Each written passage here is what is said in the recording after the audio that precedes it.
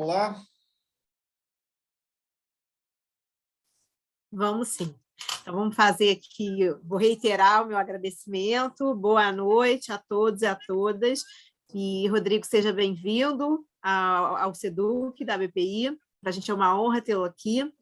E eu costumo pedir, de início, duas coisas. Uma é que quem puder deixar a câmera aberta, eu agradeço, em meu nome e em nome do Rodrigo, porque senão a gente fica num quarto escuro, né?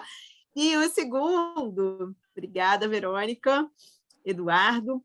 E o segundo é que você faça a sua apresentação com os pontos que você gostaria de destacar da sua trajetória, enfim, para que todos conheçam um pouquinho de você e a aula é sua. Muito obrigada.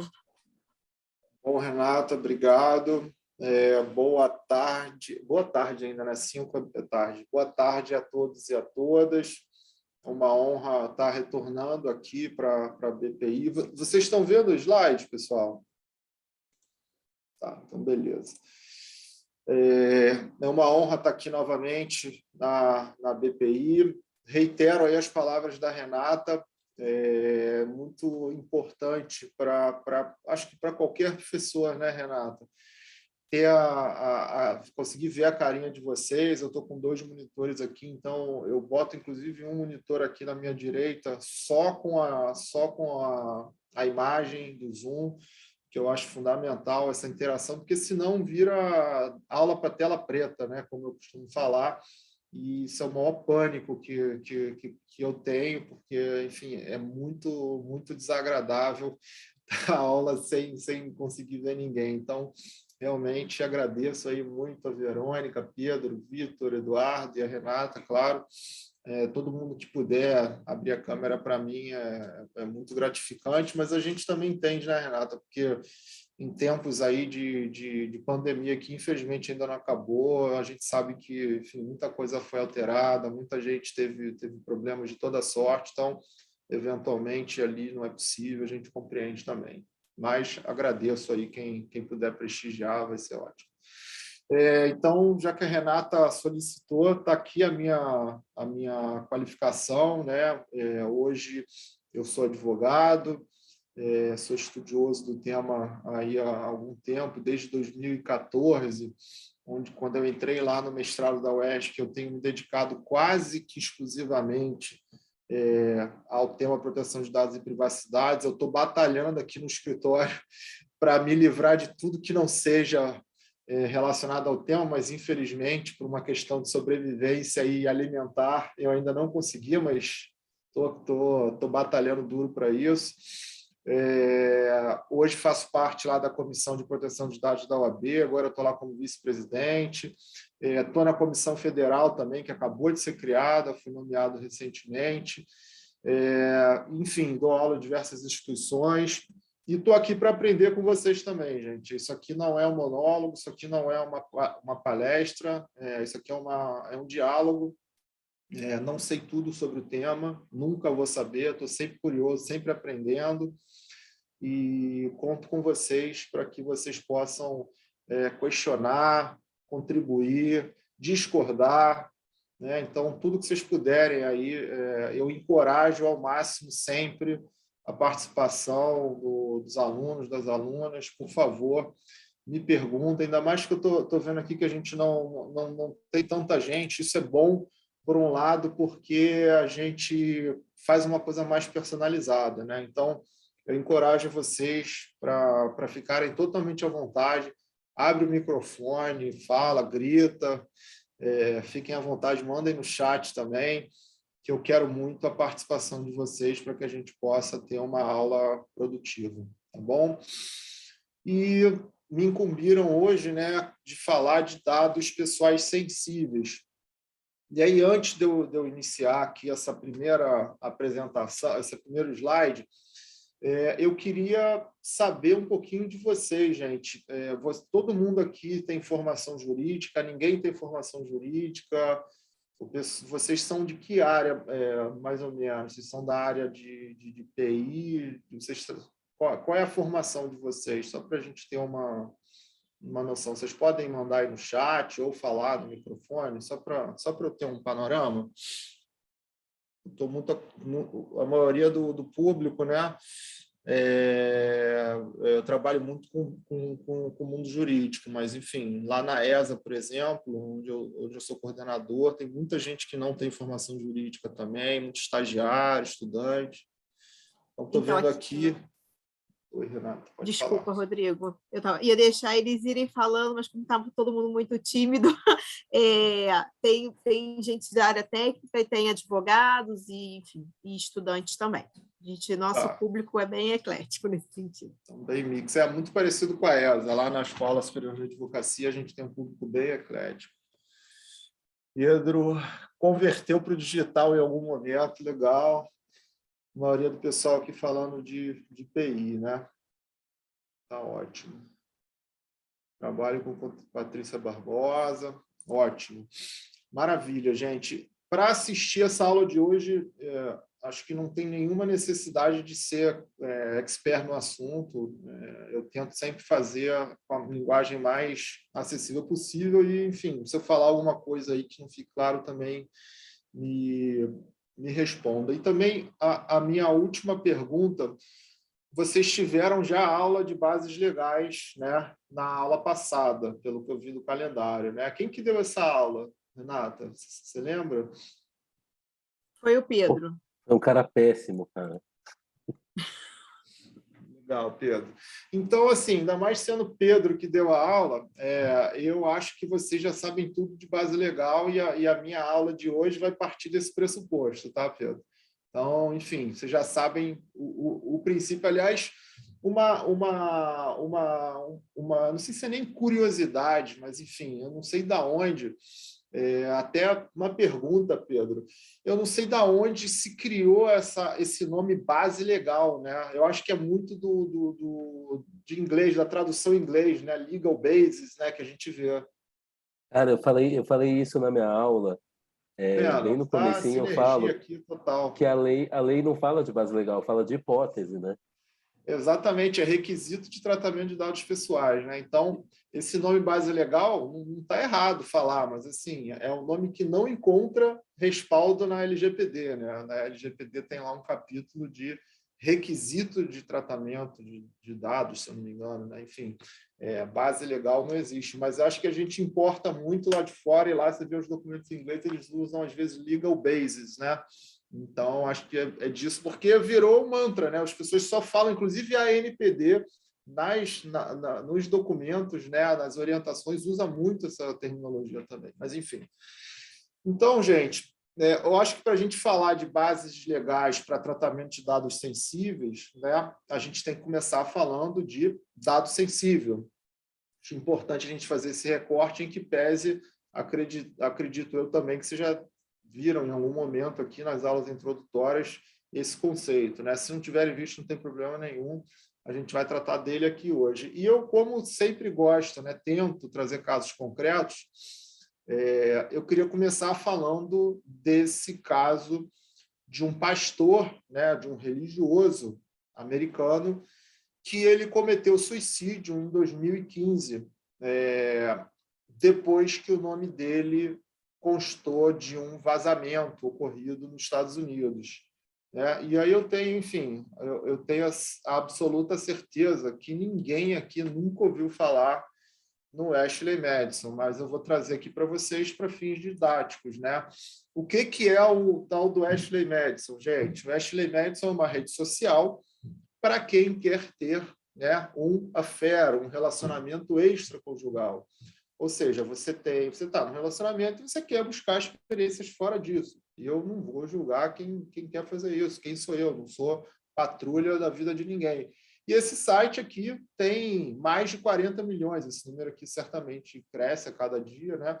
E tem muita gente lá. E a gente vê aqui, né, que no próprio site lá, quando você vai entrar, tem o cadeadinho de segurança, 100% discreto, ganhou prêmio de segurança e por aí vai. Então, cria-se uma legítima expectativa dos usuários, né, que aquilo ali é um negócio realmente ninguém vai te descobrir nunca, e você vai ter a total descrição, né? Inclusive, está aqui, né, a foto dessa pessoa fazendo um sinal de silêncio. E esse pastor foi descoberto, né?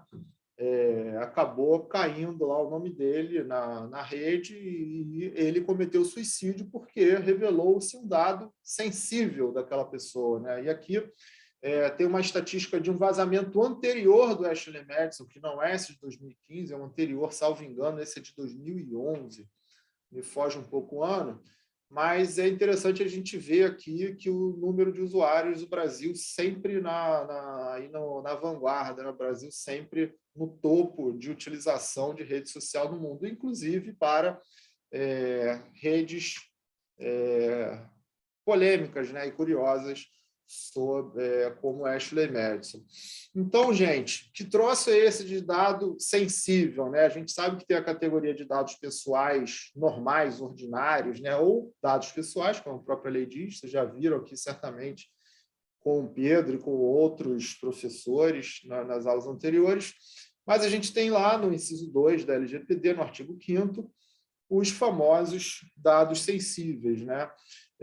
Tem lá a definição do que são esses dados, e eu trago aqui para vocês um micro-resumo só, bem sintético, mas acho que extrai, né, o que são os dados pessoais sensíveis, que está na tela de vocês. Então, tudo aquilo que revele uma origem racial ou étnica de uma pessoa, a sua convicção religiosa, como é o caso do pastor, a sua opinião política, dado referente à saúde ou vida sexual. Naquele caso do Ashley Madison, inclusive, pelo que constam das notícias, ele buscava parceiros homossexuais, né, parceiros do mesmo sexo. Então, teoricamente, revelou-se também uma orientação sexual daquele pastor, que tinha uma família, né, ali comum, uma família teoricamente não comum, né, gente? Coisa horrível que eu falei agora, peço perdão, mas uma família heterossexual.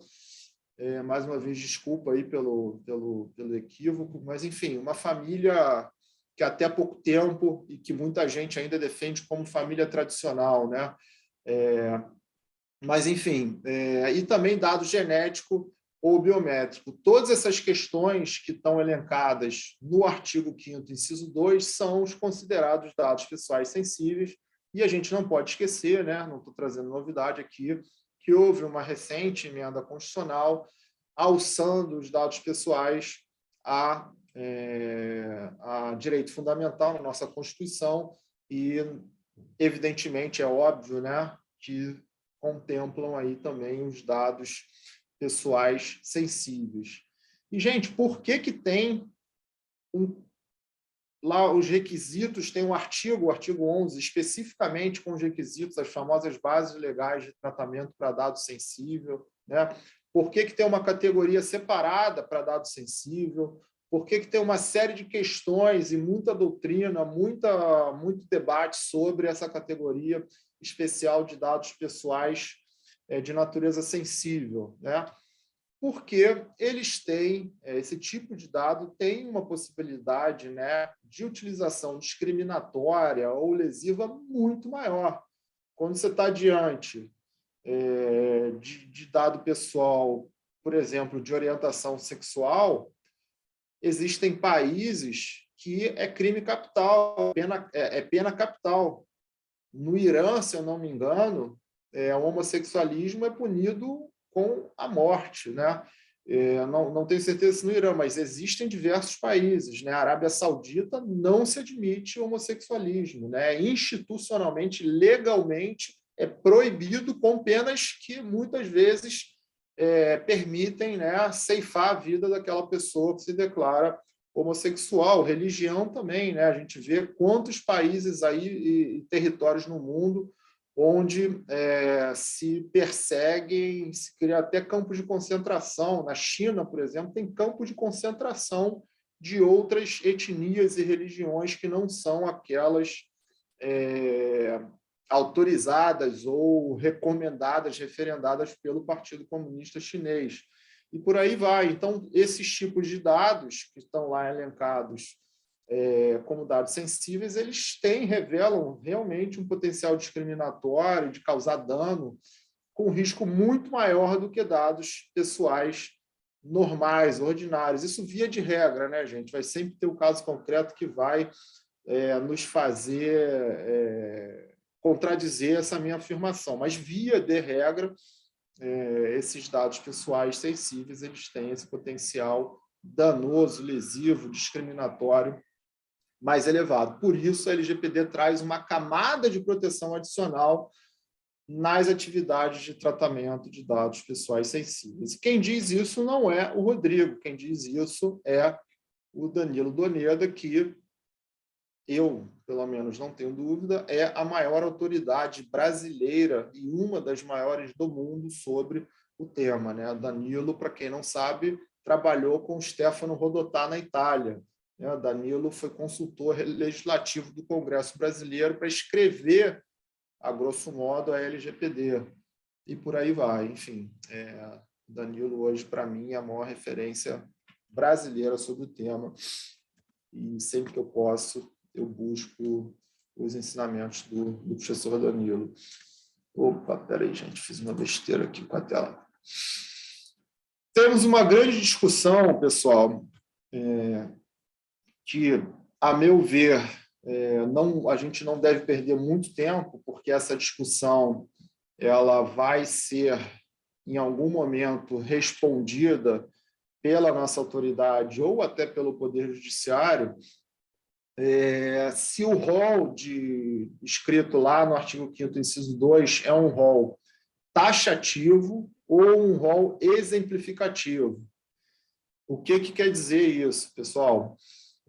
Tem algumas pessoas que defendem que aquele rol previsto no artigo 5º, inciso 2, que tem lá aquele resuminho que eu mostrei para vocês, aquilo lá é um mero exemplo e, teoricamente, qualquer dado pode ser considerado sensível a depender do seu potencial danoso, elevado, lesivo, elevado ou não. E tem gente que defende que não, só o que está ali exemplificado, taxativo, só o que está ali escrito taxativamente é considerado dado pessoal sensível. Você não pode ampliar o rol do inciso 2 do artigo 5º. Eu confesso que eu me filio atualmente, né, a corrente do rol taxativo. Eu acho que não traz nenhum tipo de benefício, acho que nem mesmo para os titulares ampliar esse rol, porque você causa uma insegurança jurídica danada, né? Aí você vai gerar um ônus adicional para os agentes de tratamento, e isso vai gerar um ônus adicional, muitas vezes, também para o próprio titular, que vai ter que, enfim, aquele controlador que vai querer a conformidade vai adotar uma postura muito mais severa, muito mais restritiva, e que pode acabar limitando produtos, serviços, trazendo termos eventuais de consentimento, quando necessários, que eventualmente não necessitariam, vai impedir legítimo interesse, uma série de questões que, na minha opinião, não me parece adequado, né? Me parece uma visão muito, muito, muito ampliativa da lei, mas, enfim, tem muita gente boa que defende que aquele rol é exemplificativo. E a gente tem também, o que está aí na tela de vocês, né, o parágrafo 1º do artigo 11. Né? Então, o próprio parágrafo 1º do artigo 11 diz lá que, quando você tiver diante de dado pessoal que revele um dado pessoal sensível, né, ele vai atrair o artigo 11, que são os requisitos para dado pessoal sensível. Então, isso aí eu acho que resolve, de certa forma, não resolve por inteiro, mas resolve, de certa forma, essa interpretação. Você consegue, sim, dar características de dado pessoal sensível para dados que não são sensíveis, mas aí vai ter que ter uma análise contextual. Alguém sabe me dizer, vocês estão muito quietinhos, estou preocupado. Não sei se isso é bom ou é ruim, né? Porque pode ser bom, que vocês podem estar gostando muito, estar super prestando atenção, e pode ser ruim, porque, como a gente está aqui online, vocês podem estar na outra aba lá no Netflix, ou no WhatsApp, ou em coisas muito mais agradáveis do que essa aula. Então, vou tentar forçar aqui uma participação. Alguém sabe me dizer um caso onde um caso teórico, não precisa nem ser um caso verídico ou o que aconteceu, mas qualquer situação exemplificativa onde dado pessoal normal vira dado pessoal, dado sensível? Quem sabe? Quer chutar?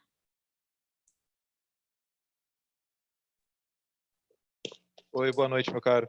Eu acho que um dado que poderia trazer isso seria geolocalização, por exemplo, né? No caso de uma triangulação com IP e tudo mais. Então, a geolocalização ela pode apontar para o templo religioso, pode apontar para dependendo do tipo de IP, pode apontar para um determinado lugar, que quem frequenta aquele lugar comunga de determinada orientação, seja política, sexual, enfim. Eu entenderia por esse viés, ou fui além demais.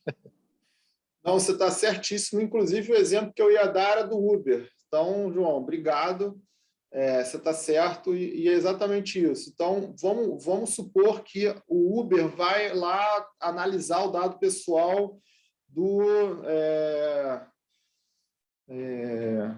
Caio, né? Caio, a gente usa muito nas aulas de direito Caio e Tício, né?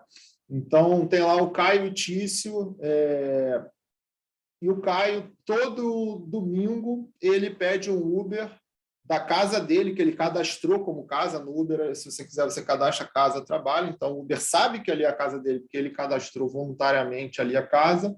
E todo domingo, no mesmo horário, ele pede um Uber para ir para Igreja Universal do Reino de Deus, sei lá, de Copacabana. Não sei nem se tem lá em Copacabana, mas, enfim, estou chutando aqui um culto qualquer. Todo domingo ele faz isso e também volta mais ou menos no mesmo horário. Olha, é muito provável que o Caio pratique essa religião que consta lá nesse templo, né? Porque ele vai lá sempre no mesmo horário e no domingo, que é um dia normal de celebração de cultos religiosos de várias religiões, né? Então, isso aí revela claramente um dado sensível. O Pedro está falando aqui, os dados de localização, transporte têm muito esse papel. Uber, 99 táxi, estacionamento próximos a sindicatos, tempos de motéis, etc. Tem um outro, perfeito, Pedro, tem um outro caso também, tem outro tipo de dado que seria, a priori, isoladamente, quase que inofensivo, mas quando você faz uma análise mais depurada, pode revelar dados hipersensíveis, como, por exemplo, histórico de navegação, histórico de busca, né, no Google ou em qualquer site de busca na internet. Imagina, por exemplo, se eu busquei lá no Google sintomas de Covid-19. No dia seguinte, eu pesquisei agendamento online, exame Covid-19. E aí, no outro dia, eu pesquisei médico especialista respiratório. E no outro dia, eu pesquisei remédio Covid-19. Muito provavelmente, eu peguei ou estou com suspeita de Covid, o que é uma condição médica. Isso vai revelar um dado pessoal sensível. Imagina com outras doenças, né? Imagina em outras coisas também. Imagina um jovem de qualquer sexo, qualquer orientação sexual, pesquisando no Google, por exemplo, como conversar com os meus pais que eu sou homossexual. Provavelmente, né, isso pode revelar uma orientação sexual daquela pessoa. E por aí vai, gente. Seria um rol quase que infinito de possibilidades, a depender da atividade de tratamento, que pode ali nos revelar um dado pessoal sensível, né? Filiação a sindicato também, enfim, partidária e tudo mais. Então, a gente tem que sempre ter em mente isso, e eu não sei se alguém aí participa ou vai participar de algum projeto de adequação vai exercer cargo de encarregado pela proteção de dados, famoso DPO, né? Tem que tomar um cuidado extremo quando você vai classificar aquele tipo de dados, dado pessoal, aquele dataset, aquele banco de dados, porque você vai ter que classificar, se o seu data mapping, se o seu roupa, se o seu mapa de dados ele for bem feito, um dos itens que você tem que classificar é isso é dado sensível ou não. Por quê? Você vai ter que identificar logo depois a base legal que você vai utilizar para aquele tratamento, né? E aí vai que você está usando legítimo interesse. Já viram legítimo interesse aqui, presumo eu, né? Nas bases legais do artigo 7º, e, enfim, atualmente, a doutrina mais majoritária entende que você não pode usar legítimo interesse para dado pessoal sensível, né? Não está elencado no rol do artigo 11. E aí, como é que faz? Você usava legítimo interesse e depois descobriu que aquilo ali revela dado pessoal sensível. Se você está assessorando aquela empresa, você está trabalhando de alguma forma na consultoria interna ou externa, você tem que alertar isso ao controlador, né? Falar, olha, alerta aqui, vamos ver o que a gente faz, vamos ver isso melhor, será que é sensível mesmo, será que não, será que eu não consigo obter o consentimento ou usar uma outra base legal do 11 mais adequada, e por aí vai. Então, essa depuração, gente, ela é uma depuração fundamental para que vocês possam dar conformidade aí no dia a dia de vocês, e acredito que muita gente aqui tenha interesse ou, enfim, esteja participando ou vá participar de algum projeto nesse sentido. Então, aliás, outra pergunta, então, mais uma enquete. Alguém aí está trabalhando com isso ou pretende trabalhar com LGPD na prática? Com adequação, consultoria, com auxílio ou exercendo o cargo de encarregado? Tem alguém aí que já tem experiência ou pretende? Oi, Rodrigo. Eu trabalho junto com o Pedro, inclusive, no direito digital e basicamente diariamente com proteção de dados. Legal. Então, acho que eu não trouxe novidade nenhuma para vocês, né? Vocês sabem, certamente já se depararam com isso na prática. Não, mas é sempre bom. Não, e escolher base legal, para mim, é sempre uma angústia danada, né? Assim, muito... Tem casos que você fica, assim, num limiar muito subjetivo, né? E você bater questão, não, vamos por essa aqui, não, é legítimo interesse, e por aí vai. É um trabalho de queimar a cabeça, né? De sair fumaça lá. Não é simples, não é fácil. Pessoal, prosseguindo aqui, toda a sistemática de proteção de dados sensíveis, ela se escora muito, não exclusivamente, mas ela se escora muito no princípio que eu presumo que vocês já viram aqui nas aulas introdutórias, que é o princípio da não discriminação, né? O princípio da não discriminação, só revendo aqui rapidamente, é aquela impossibilidade de realizar tratamento de dados para fins discriminatórios ilícitos ou abusivos, né? Isso ao lado da boa-fé e dos outros 10 princípios, né? São 10, né, gente? Pode me corrigir aí, agora deu um branco, mas acho que são 10 os princípios. Os princípios lá do artigo 6º, o da não discriminação é um dos mais relevantes quando a gente está lidando aqui com dados pessoais sensíveis, né?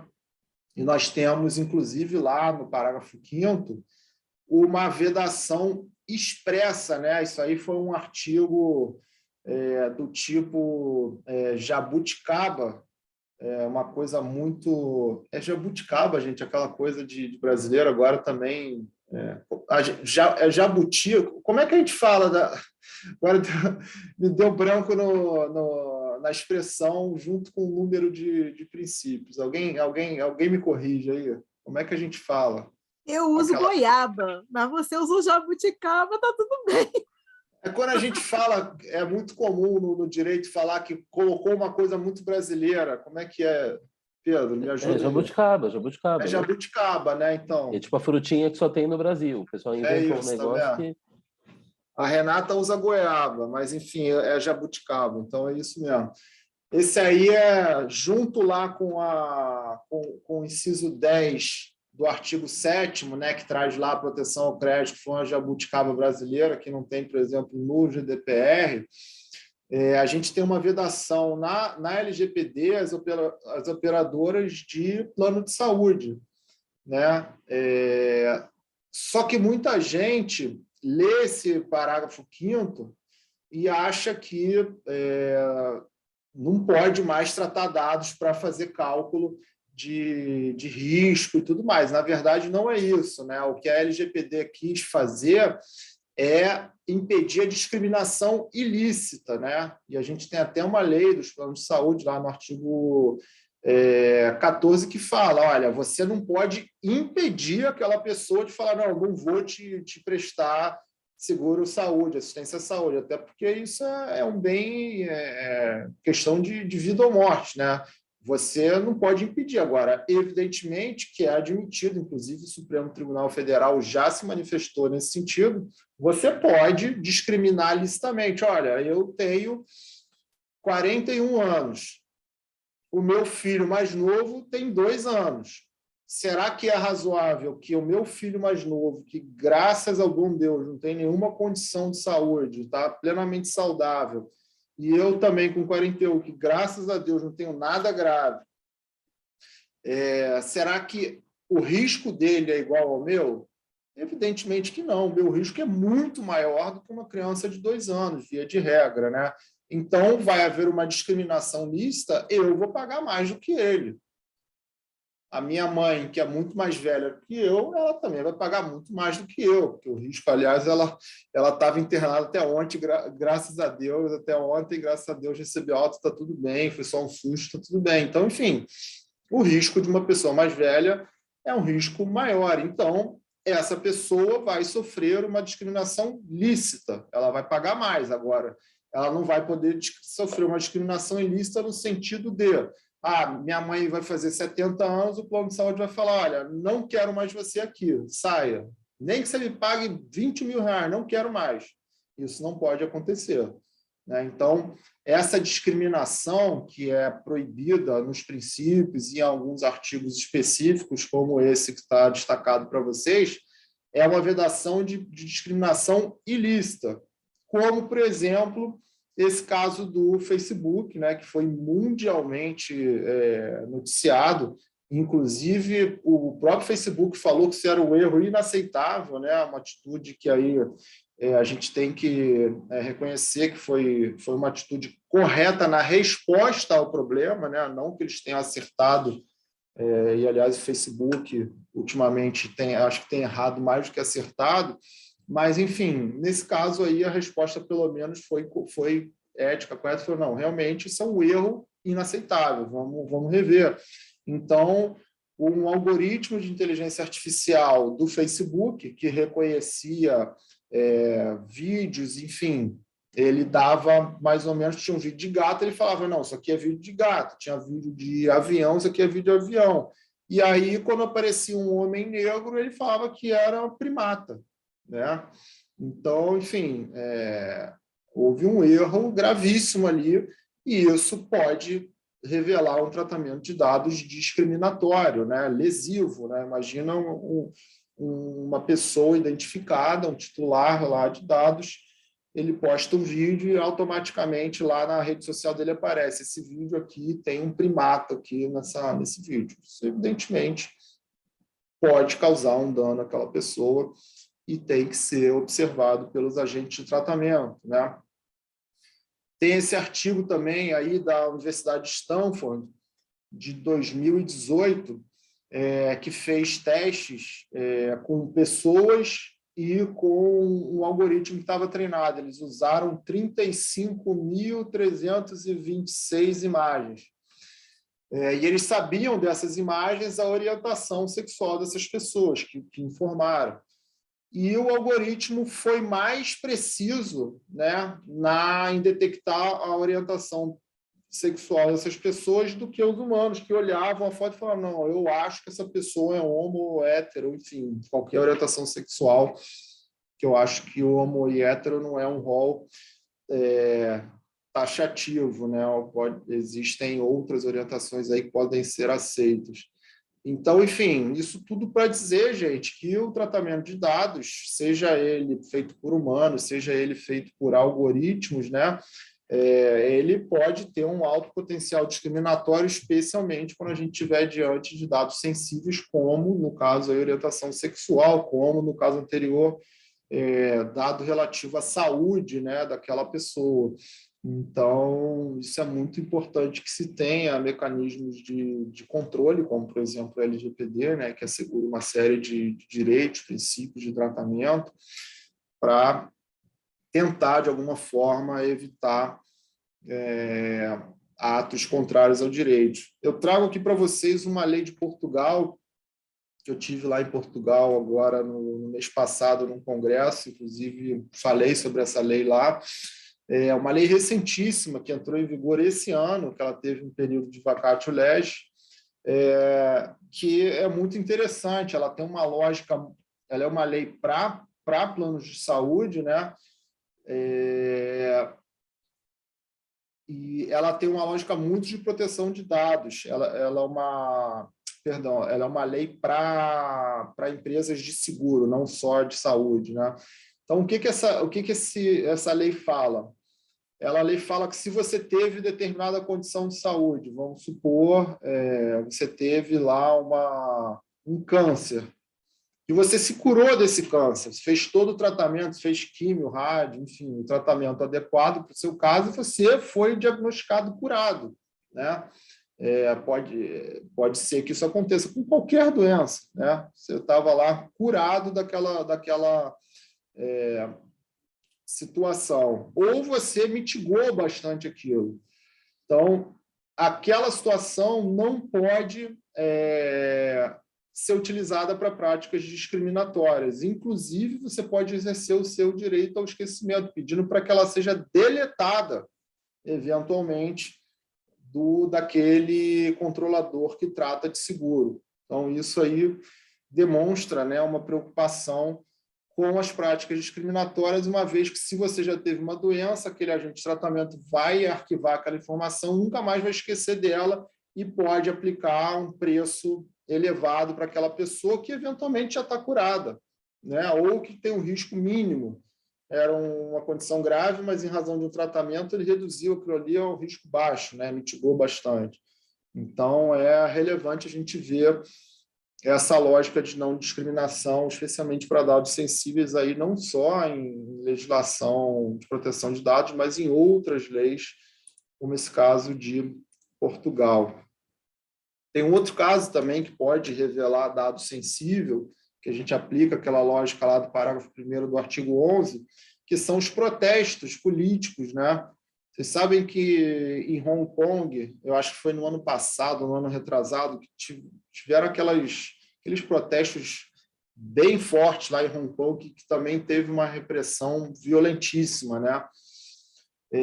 Vocês sabem que a polícia de Hong Kong estava indo nos hospitais para pegar os dados de todo mundo que era atendido depois dos protestos, porque se você foi para uma emergência do hospital logo depois que ocorreu um protesto, e Hong Kong é um ovo, né? É pequeno, é um território muito reduzido, comparado, por exemplo, ao Brasil, né? Que é um país continental, com a própria China, é muito provável, ainda mais se você teve uma lesão, quebrou um braço, teve um olho, né,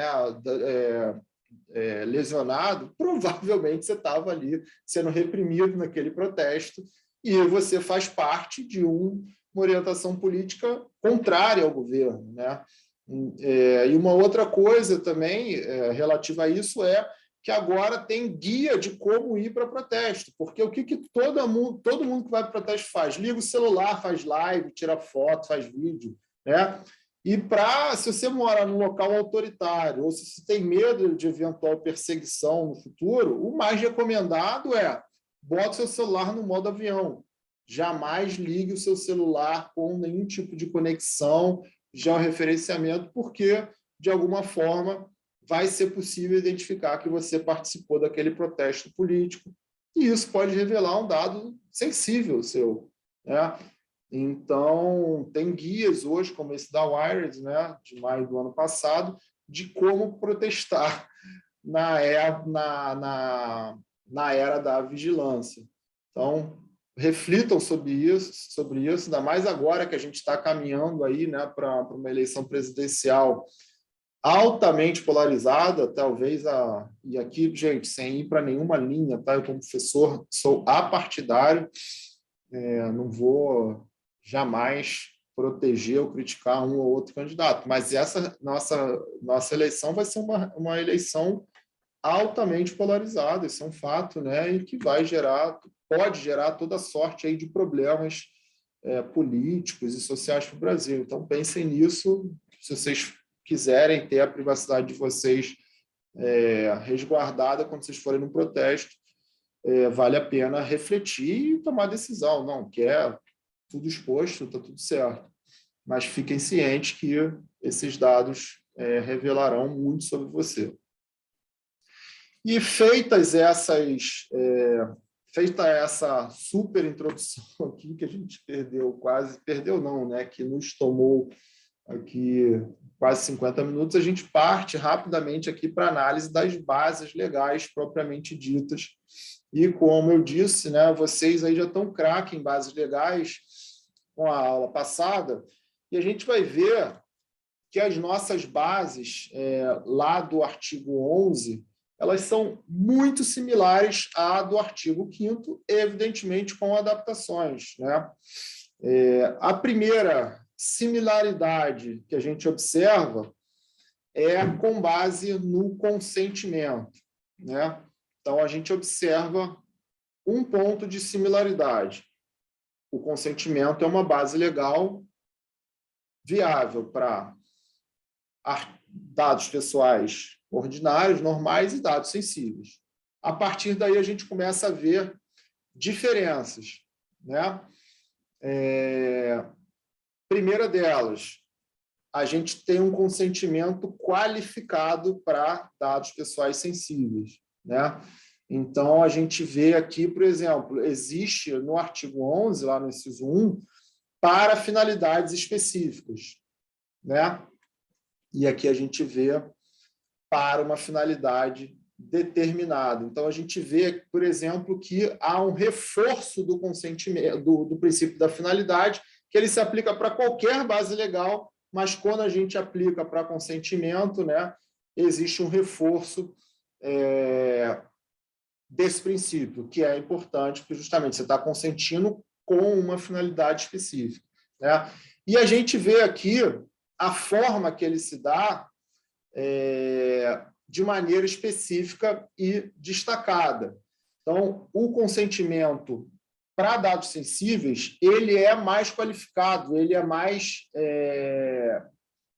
traz um ônus maior ao controlador do que o consentimento do inciso 1 do artigo 7º, que vocês viram na aula passada. E também a questão da finalidade, que ela é reforçada no inciso 1 do artigo 11, e não há isso no inciso 1 do artigo 7º. Tá? Então, a gente começa observando essa semelhança do 7º com o 11, mas as distinções, como eu disse para vocês lá no início, existe uma camada de proteção adicional aqui, inclusive no próprio consentimento. Eu trago aqui, gente, um quadro comparativo que foi feito pela professora Elora Raad Fernandes. Eu não quero ser acusado de plágio, né? E, além disso, a Elora é uma grande amiga, é uma colega minha de doutorado lá na UERJ, uma super estudiosa. Aliás, a professora Elora está lá em Bruxelas, na Bélgica, estagiando no European Data Protection Board. Ela é uma super autoridade no tema e ela elaborou esse quadrinho e eu me apropriei dele, mas, evidentemente, eu cito aqui a fonte porque isso é fundamental, a gente tem que ser fiel aí a essa questão, tem que agir de boa fé, e eu jamais vou me apropriar indevidamente desse quadro comparativo. Mas eu achei ele perfeito, brilhante, e quero trazer aqui para vocês esse quadro comparativo, né? Primeiro aqui do consentimento, a gente já viu lá, então, existem os dois incisos, no 7º e no 11, que são similares, porém, com uma qualificação desse consentimento para dados sensíveis. No inciso 2, a gente tem lá também cumprimento de obrigação legal regulatória, que vocês já viram na aula passada, né? Então, se você precisar de um dado sensível para cumprir algo que a lei determina, ou algum regulamento, enfim, algum instituto lá que regule a sua atividade, você vai ter que tratar aqueles dados e você não vai pedir o consentimento daquele titular. Então,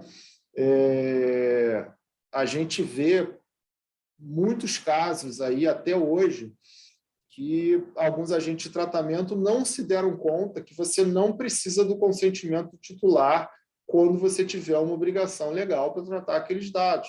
Então, tem muito agente de tratamento que vem pedir a sua concordância, né? Eu autorizo, seu consentimento, né? Eu autorizo que você trate, que eu, fulaninho de tal, trato os seus dados para emissão de nota fiscal.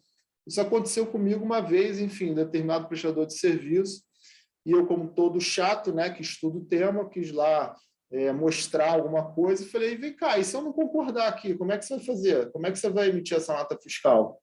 Eu não concordo, então. E aí, eu não consinto. Como é que você vai fazer? Você vai cometer um crime, né, que se negar imposto é crime. Você não precisa, né, pedir o meu consentimento, você simplesmente informa, você dá transparência àqueles titulares. Olha, eu vou utilizar o seu CPF para tratar dado pessoal. Você está lá no hospital, sei lá, no plano de saúde, a ANS tem uma regulamentação que o plano de saúde tem que mandar o seu histórico médico para o Ministério da Saúde, tá? Estou tratando uma situação hipotética. O plano de saúde vai mandar. Você não precisa autorizar. Aliás, mesmo que você não autorize, que você se oponha, que você discorde, aquele controlador não está nem aí para você. Ele não vai seguir o seu pedido, o seu exercício ali de um eventual direito de oposição. Não existe. Você, como titular, vai abusar de um direito seu de oposição. Então, o cumprimento de obrigação regulatória ou legal, ele independe de consentimento. Tá? Aliás, todos os demais incisos do artigo 11 e do artigo 7º, eles independem do consentimento, né? A gente não pode esquecer que o artigo 7º traz 10 bases legais. 10% é consentimento, 90% não tem consentimento, né? Quase a mesma lógica, quase o mesmo percentual tem dado sensível. A gente vai ver que existem 2 bases que não estão recepcionadas no artigo 11. Mas, enfim, a maioria das bases legais previstas na LGPD não traz consentimento, gente. Né? Então, isso é uma coisa que eu gosto de repetir a exaustão, porque eu ainda vejo muita confusão nisso hoje, especialmente entre os empresários, que não é ignorância, não é burrice, é um desconhecimento e um vício que a gente tinha, né, até antes da legislação da LGPD. Se você observar o Marco Civil da Internet, o Marco Civil da Internet hoje, a gente finge que não vê, né? Porque o Marco Civil da Internet, ele está todo fundado com base no consentimento. E mais, o consentimento no Marco Civil da Internet é expresso, adjetivo que não existe na LGPD, né? Então, é complicadíssima essa lógica do consentimento. Isso foi uma mudança radical de rumo que veio pela legislação europeia e se espraiou para o mundo inteiro, inclusive para o Brasil. Então, nas consultorias que eu dou, eu vejo muitos empresários, eles não conseguem entender que vai ter licitude de tratamento de dados sem obter autorização do cliente, né? Especialmente empresa pequena e média. Não, mas como é que vai fazer isso sem a pessoa autorizar?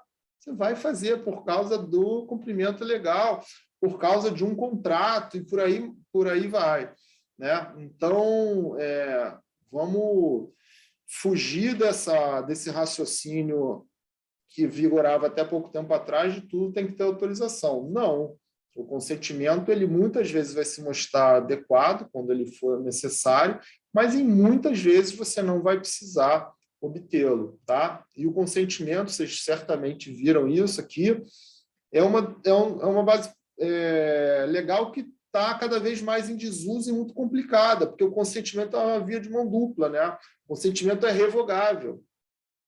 Quando você obtém um consentimento, você tem que criar um canal de revogação gratuito e facilitado. Não pode nem cobrar para revogação de consentimento. Então, você vai estar violando a LGPD. Né? Então, se você criar muito embaraço ali, se for muito difícil de achar, vai violar a LGPD, tem que ser facilitado. E por aí vai. Então, assim, eu sempre tento fugir de consentimento quando eu posso, e, evidentemente, vai ter um caso ou outro que... Vai ter muitos casos que você não vai conseguir, mas, podendo, fuja do consentimento, desde que você esteja resguardado, você está escolhendo uma base legal adequada. O cumprimento de obrigação legal regulatória é relativamente fácil, né? Você tem lá uma lei, um regulamento, uma portaria, algum ato lá jurídico que demanda aquele tratamento de dados. Então, aquele dado que está lá sensível, aquela informação específica, você vai fazer tratamento. Né? A gente não pode esquecer lá do princípio da minimização, você tem que tratar os dados só essenciais, específicos para aquela operação. Então, aí você vai tratar os dados sensíveis que estão especificamente previstos naquela regulação, naquela lei. Tá? Um caso que quem trabalha com a questão médica, no ramo médico, eu já fiz adequação de algumas consultório, presto consultoria eventual para algumas instituições médicas. Existe uma lei no Brasil que dá autorização para guardar prontuário médico por até 10 anos. Então, você está autorizado, né, a guardar, que é uma atividade de tratamento de dados, prontuários médicos por um grande período de tempo. Então, enfim, você não precisa do consentimento do titular para aquilo. Então, importante também você conhecer a atividade específica do seu cliente para que você consiga também enquadrar a base legal, que, por exemplo, petróleo, tem muita regulamentação específica, o ramo do petróleo e por aí vai. Tá? O outro inciso aí é o que a gente tem lá no inciso 2, a linha B, é a execução de políticas públicas previstas em leis ou regulamentos. Né? E aí a gente vê que não tem essa questão do contratos, convênios e instrumentos congêneres. Então, aqui já tem mais uma camada de proteção adicional para dados sensíveis. E isso aqui é algo que o gestor público muitas vezes não observa. Você tem que tomar muito cuidado se você trabalhar com ONG ou qualquer compartilhamento de dados com o setor público, né? Quando tiver lá alguma política pública sendo praticada com um ente privado, que é muito comum, né? Só lei ou regulamento que autoriza o tratamento de dados sensíveis sem consentimento. Se for contrato, convênio ou instrumento congênere, não pode contemplar dado sensível, senão você vai estar em maus lençóis, pode estar cometendo uma ilegalidade. Então, aqui a gente tem uma restrição já de plano, uma possibilidade um pouco mais restrita. Né? O inciso 2C, realização de estudos por órgão de pesquisa, né? Que é basicamente a mesma coisa que tem no artigo 7º. A gente tem aqui também uma aglutinação dos incisos 5 e 6 do artigo 7º com restrição, né? Nessa hipótese aqui de exercício regular de direitos, inclusive em contratos e em processo judicial ou administrativo e arbitral. Então, a gente vê a diferença aqui, porque, por exemplo, não diz aqui procedimentos preliminares relacionados ao contrato, qual seja a parte titular a pedido do titular dos dados. A gente só vê aqui, inclusive, em contrato. Então, presume-se aqui, né, que o contrato já está celebrado. Então, vejam que tem muita similaridade com adaptações para tornar um pouco mais restrito, né, mais restrita a hipótese de tratamento de dados sem o consentimento. Elas são bem parecidas, porém, né, com adaptações.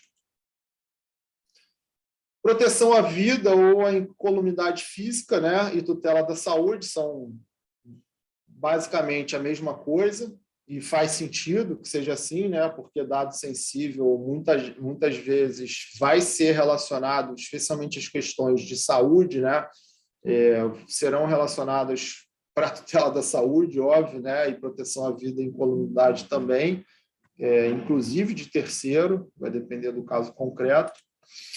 E a gente tem essa parte final aqui, que é interessante, que a gente vê que no inciso, no artigo 11, não existe a previsão de legítimo interesse, nem proteção do crédito.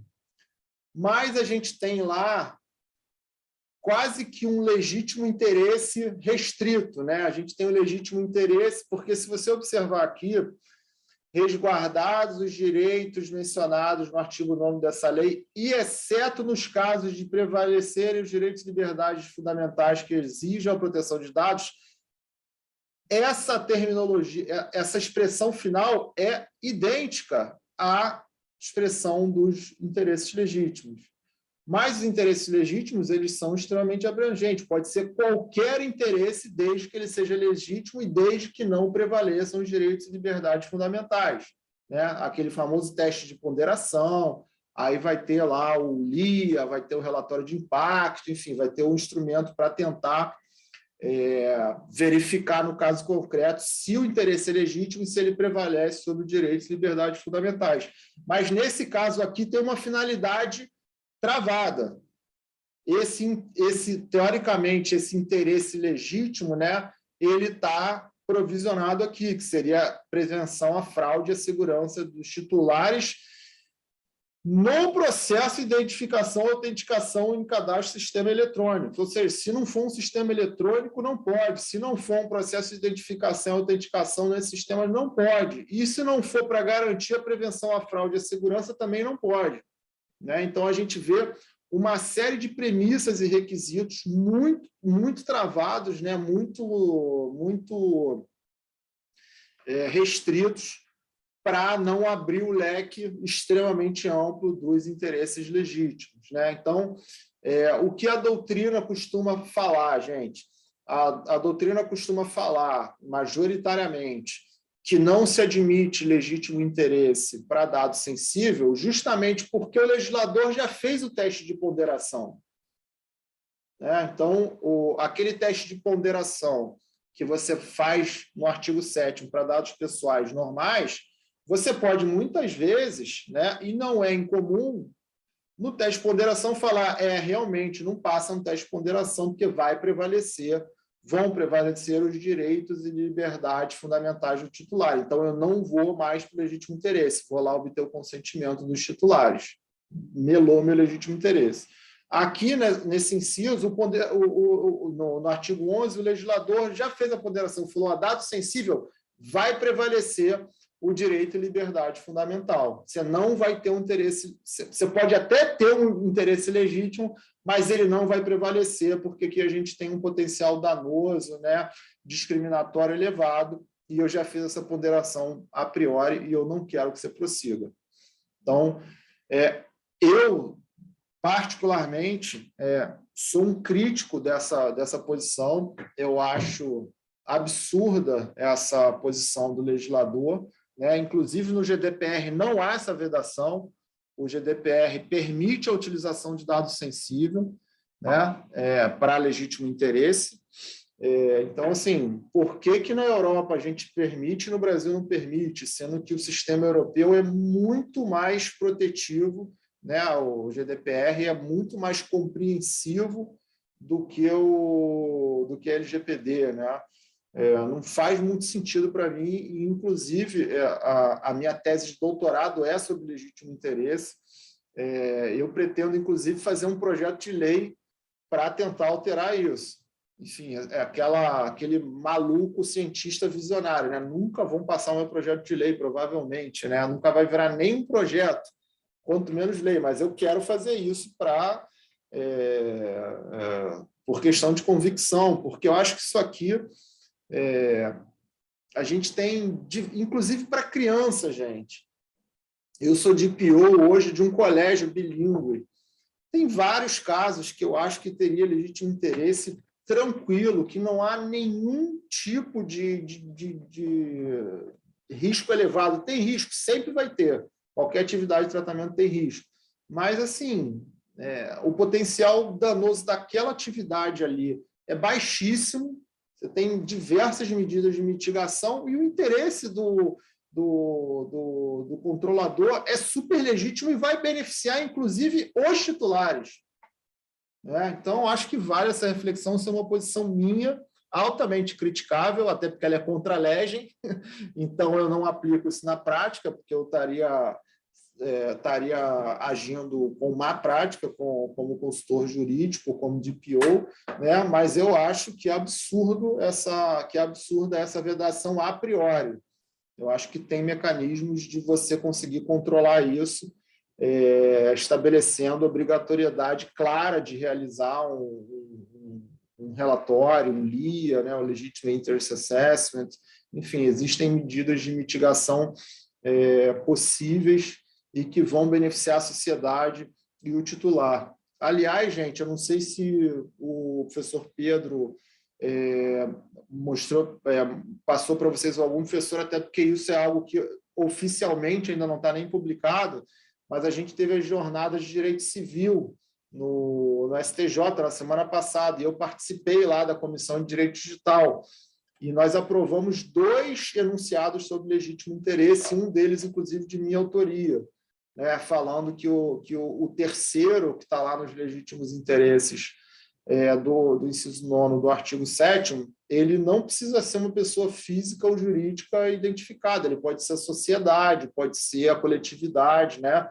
Justamente que é a melhor orientação que a gente tem lá fora. Então, se aquele interesse legítimo ele beneficia a sociedade como um todo, ele pode ser identificado como um interesse legítimo para aquela atividade de tratamento e, cumpridos todos os requisitos legais, você pode utilizar legítimo interesse, né? Mesmo não falando, não, esse interesse não é só meu, esse interesse é da coletividade, né? Eu vou fazer aqui uma regra de uma questão de compliance, de boas práticas, né? Eu vou dar uma funcionalidade nova para um aplicativo, por exemplo, que é utilizado por quase 90% da população como o WhatsApp. Tem uma série de possibilidades aí da gente vislumbrar legítimo interesse coletivo.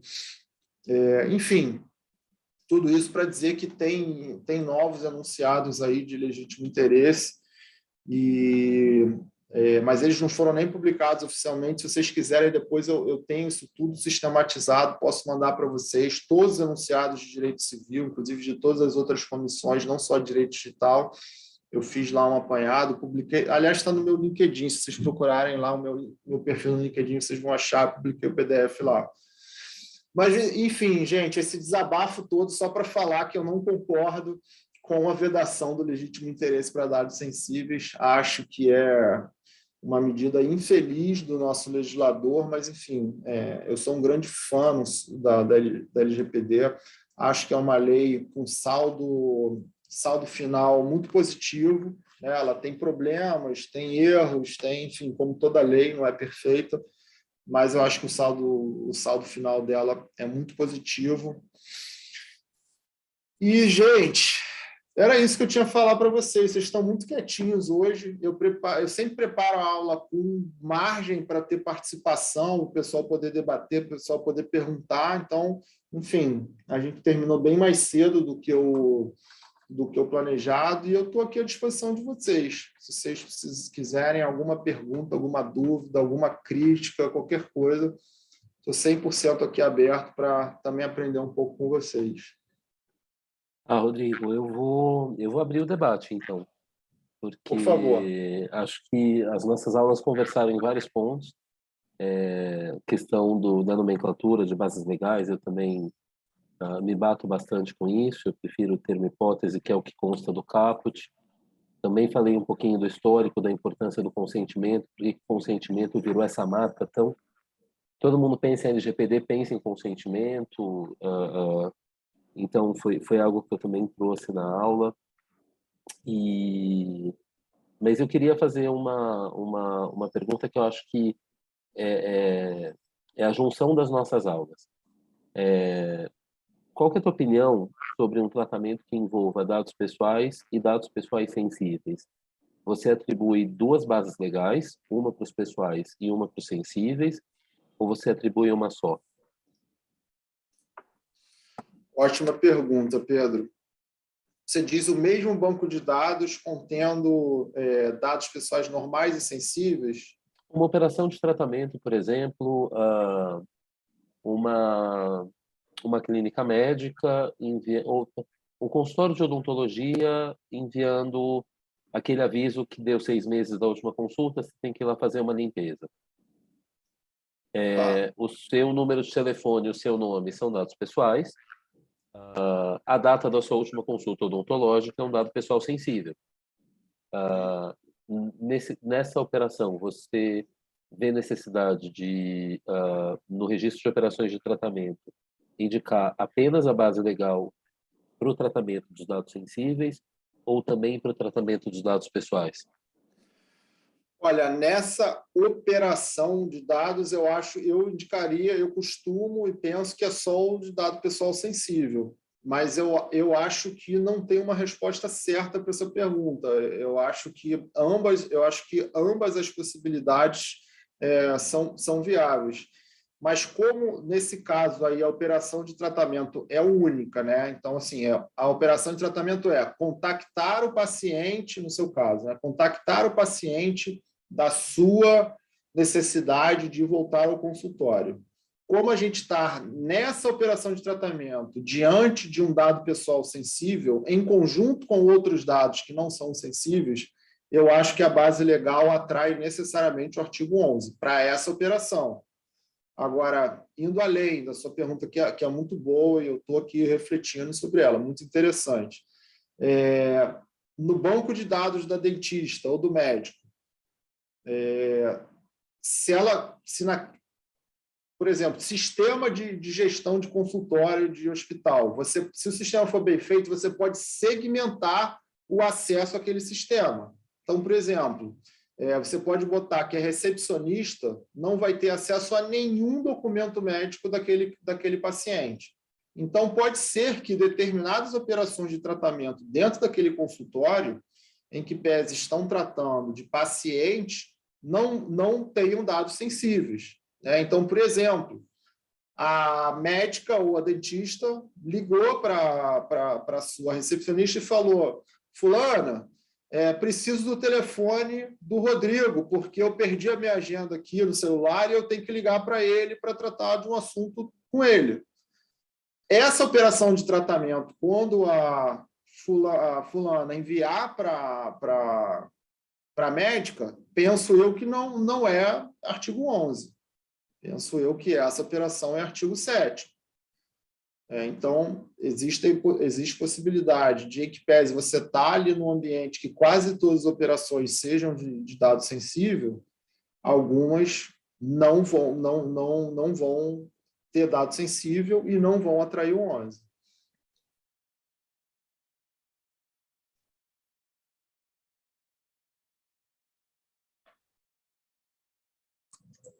Maravilha. Eu abri o debate. Quem vem no Posso próximo? tirar uma dúvida? Eu fiquei um pouco confuso com essa questão de legítimo interesse prevalecer ou não. Eu não sou advogada, tá? Só para...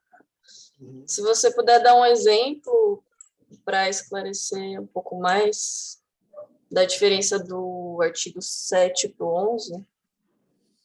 Tá, vamos lá.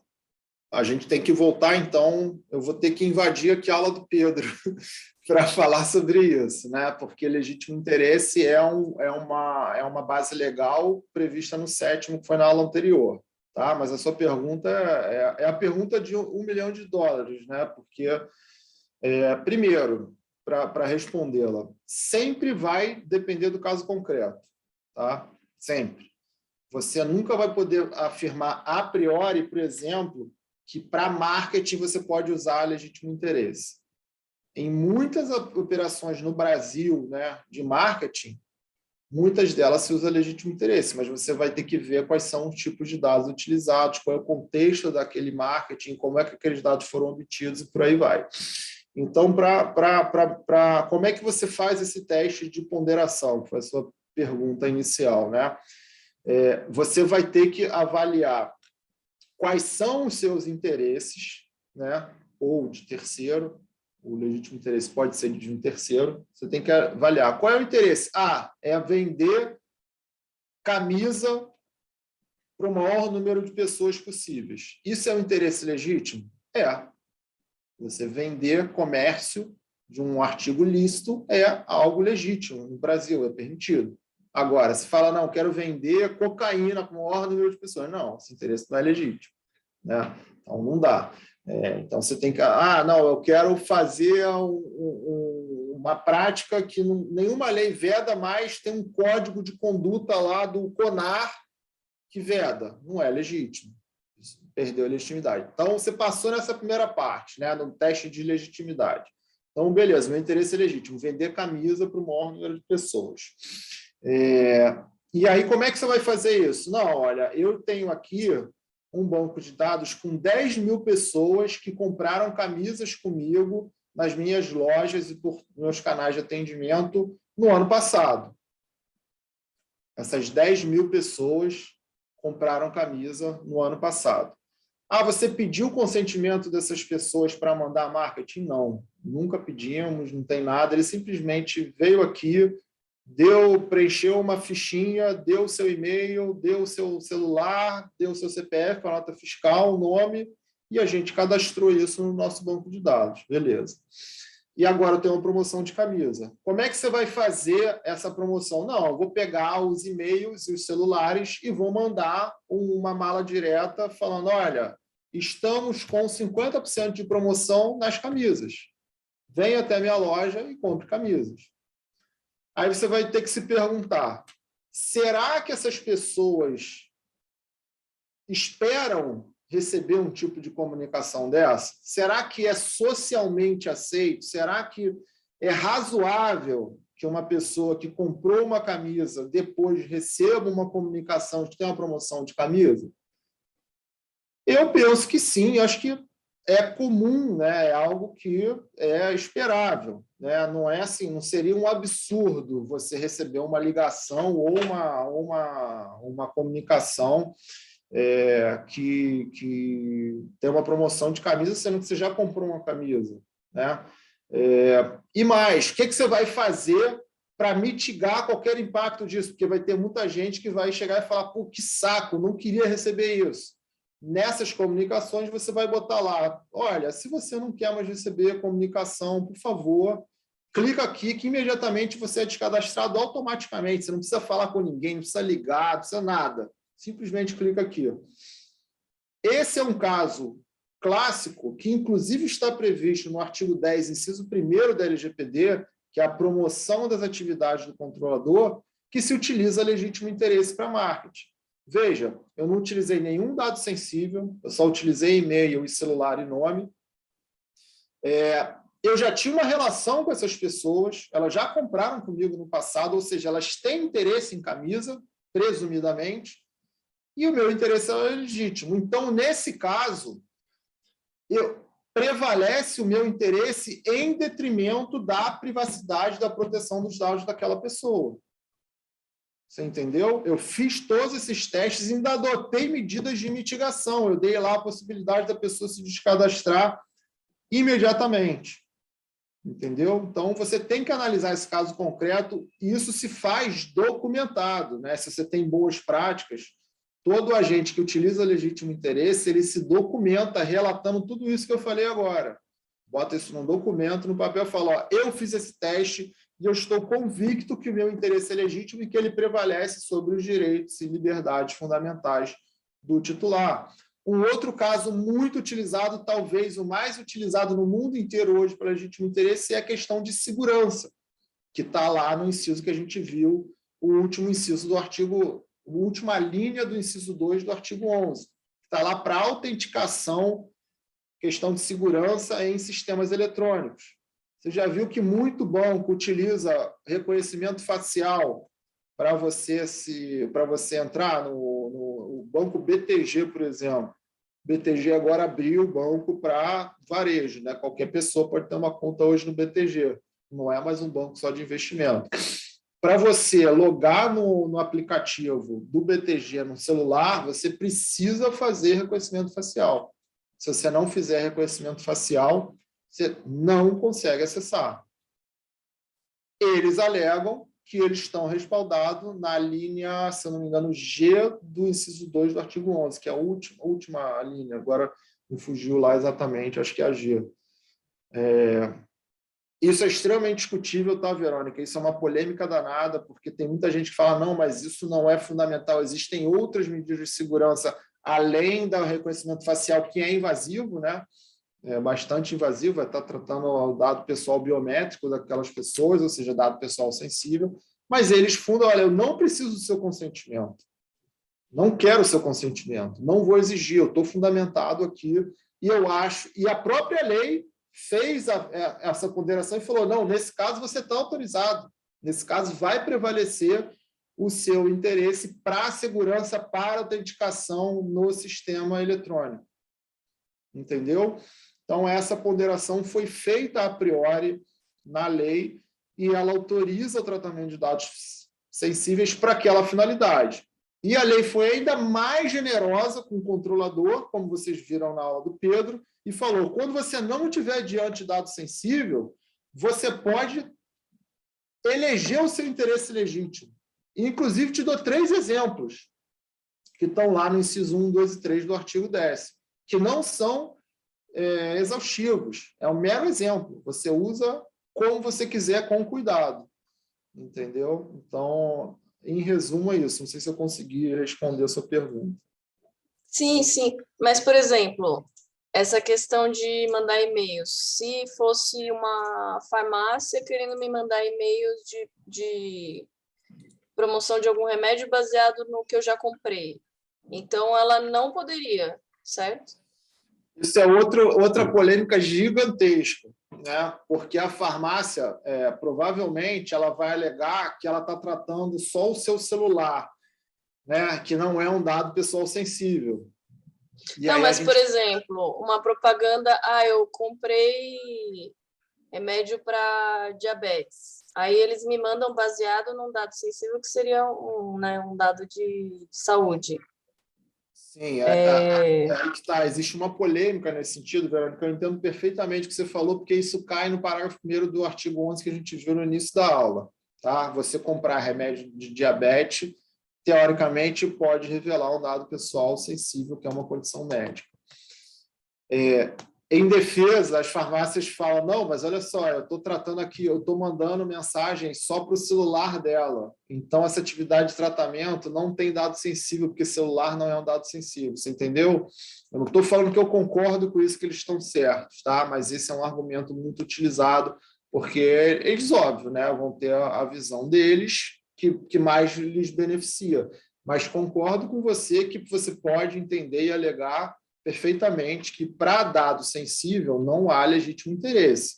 Então, teoricamente, ele vai ter que obter o seu consentimento, porque eu também não vislumbro nenhuma outra hipótese legal do artigo 11 para que você receba uma mala direta ou qualquer tipo de propaganda com base num dado pessoal sensível. Se não for dado pessoal sensível, aí sim o legítimo interesse, enfim, pode ser utilizado desde que cumpridos os requisitos legais.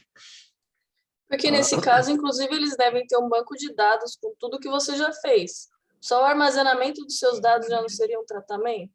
Certamente. Não, o armazenamento é atividade de tratamento de dados, sem dúvida alguma. Né? O conceito de tratamento é um conceito infinito, né? Qualquer coisa que você faça com dado pessoal é tratamento. Inclusive deletar, excluir, né? qualquer coisa, tratamento. Inclusive, as farmácias são vítimas de muito problema de proteção de dados e várias delas recentemente mudaram muitas de suas políticas por conta de publicação na imprensa e nas redes sociais de várias questões polêmicas que eles estavam muito alavancados com o LGPD, né? E muitas delas estão adaptando de alguma forma as suas práticas para isso. Verônica, Gente, obrigada. se o Rodrigo me permitir, a tua pergunta revela um desconforto que eu acho que hoje no Brasil é social. Todos nós sabemos que, principalmente as grandes redes de drogaria, coletam dados pessoais e dados pessoais sensíveis, mesmo quando elas não têm uma base legal ou uma hipótese legal efetiva de forma tradicional no texto da lei. Todas elas têm políticas interessantes, acharam ou buscaram soluções jurídicas interessantes para justificar essas atividades, mas conforme cresce o entendimento do cidadão brasileiro médio de que sobre os seus dados recai alguma proteção, cresce também uma certa indignação com relação ao tratamento abusivo, o tratamento desproporcional. Eu vou trocar abusivo por desproporcional. E, nesse sentido, eu acho que eu vejo, falei isso na minha aula, né, e eu vejo com desconforto essa coisa de você entrar numa farmácia e a pessoa pedir teu CPF. Sim, você pode comprar remédio para diabetes, você pode comprar pastilha Valda, ou você pode comprar uma garrafa d'água, alguém vai pedir teu CPF. E é delicada a questão, porque eu faço testes pessoais. Eu sou chato, né? Basicamente, eu sou chato da proteção de dados. Mas, às vezes eu vou na farmácia, compro uma água, compro alguma coisa, e a pessoa pede o CPF, eu dou, só para ver se vem alguma informação depois de eu dar o CPF. E outro dia eu dei o CPF, a pessoa falou assim, e vai querer nota paulista? Eu pensei, poxa, já pegou meu CPF, o mínimo que você faz é me dar a nota paulista, né? Pelo menos finge que foi para isso que você coletou meu CPF. Essa é uma discussão sem fim. É um dos mercados que tende a ter mais visibilidade pela autoridade nacional. Eu colocaria, e eu deixo o Rodrigo e a Renata bem à vontade para comentar também, eu colocaria junto desse mercado corretagem de imóveis e serviços regulados, telefonia, internet, enfim, bancos, evidentemente, que já tem uma regulamentação extensa pelo Bacen. Eu acho que esses são os mercados que vão ter mais impacto nas primeiras eleições da autoridade nacional, juntando aqui os grandes processadores de dados. Apple, Amazon, Google, enfim, Facebook, agora Meta, esses que têm bases de dados de milhões de pessoas. Eu lembro que você falou assim, rapidinho, deixa eu só... Até peço desculpas de voltar no assunto, eu estava ouvindo o que você estava falando, sim, é que eu não tinha essa noção da diferença da parte sensível da não sensível, então achei melhor voltar agora. Mas eu lembro que a gente conversou sobre isso, assim, de passar o CPF na farmácia e tudo. Eu entendo que o não sensível, ele passa a ser sensível com as coincidências. Então, se a base fosse tão somente o CPF, ele te mandaria anúncio desculpa, o celular, ele te mandaria anúncio de, sei lá, escova de dente infantil para quem nunca fez nenhum tipo de compra com relação a esse segmento. Agora, quando ele te manda o remédio acabando, aquele remédio, aquele princípio ativo que você usa, ele deixou de ser um dado pessoal e passou a ser sensível, sim. Ainda que ele esteja anônimo, mas ele segue sendo sensível. E você passa a ser passível de rastreio, porque você consegue cruzar com outras bases que também tenham informações adicionais. Então, assim, é sempre muito desafiador a gente falar em tese, né? Assim, quando a gente pega um caso para analisar, começa a ficar mais fácil enfrentar e mais rica até a discussão. Então, por isso que eu acho que foi ótimo trazer o caso da farmácia, porque a farmácia ela tem 1000 desdobramentos do dado que não é sensível para o sensível, qual é o timing, o que faz com que um e o outro, como é que a farmácia se protege, como o Rodrigo bem colocou ali, como é que ela se defende, e como a sociedade pode se defender dela também. Eu acho que o segredo desses mercados que a gente tem uma certa... eu falo da farmácia e do corretor de imóveis porque é a mesma coisa, né? Você entra para... Eu adoro visitar decorado. Eu adoro. Né? Das coisas que eu mais gosto de fazer na vida. Você passa na frente de um decorado, você entrou, a pessoa pede teu nome, teu e-mail, teu telefone, não sei o quê, renda familiar, você fala, ei, eu só quero ver o sofá, entendeu? Estou procurando um para minha casa. E o grande drama dessas situações, o grande desconforto, primeiro tem um uso pela própria empresa que está coletando que você desconhece o funcionamento. E aí a gente volta lá para o princípio da transparência que a gente discutiu semana passada. Se eu não sei o que está acontecendo, alguma coisa está errada. Eu, em tese, estou ciente do que as pessoas fazem com os meus dados. Tá? E o que é pior é não só o que a empresa faz, mas para onde a empresa envia esses dados. Aí esse é o ponto que eu acho que é ótimo com relação ao imóvel. Compartilhamento, sim, não é que você entra no stand da construtora X para ver o decorado e você vai receber propaganda da construtora X. Você vai receber da construtora X, dos corretores da construtora X, que vão tentar te vender imóveis da construtora Y, Z, A e B. E aí, um belo dia você começa a receber... serviços de crédito. Serviço de crédito. Não, e assim... Decoração, arquitetura... Decoração, mobiliário, móveis planejados, não sei o quê. E assim, tudo que você queria era ver a cor do tapete que o cara botou naquela sala. Você não está pensando em comprar apartamento. Você está tentando ver tendências de decoração. E isso vira... E para a farmácia é a mesma coisa. Porque as farmácias têm os contratos com as farmacêuticas com relação à prestação continuada. Tem o desconto da farmácia, já deve ter visto isso, né? Quando você tem o remédio de uso continuado, a farmacêutica dá um desconto para quem é usuário daquele remédio e a farmácia operacionaliza esse desconto e nem sempre está claro quem está recebendo esse dado. Então, e vincula com o médico e por aí vai. E como a farmácia, agora vamos fazer o outro lado, que é colocar do lado da proteção, é o lado mais fácil e que para a gente aqui chega num ponto zero o tempo todo, porque a gente fica sempre rodando, porque todo mundo tem um monte de questionamento. Mas o desafio é a gente discutir como a gente soluciona para o cliente, porque o nosso cliente aqui vai ser a empresa, né? Então, quais são as ferramentas e as recomendações que a gente deve dar aos clientes? Por exemplo, um cliente que seja a farmácia, que coleta o dado, que cruza tudo, cruza CRM, cruza descontos e tudo mais. Eu vou me antecipar, eu nunca atendi farmácia, mas eu já atendi farmacêutica.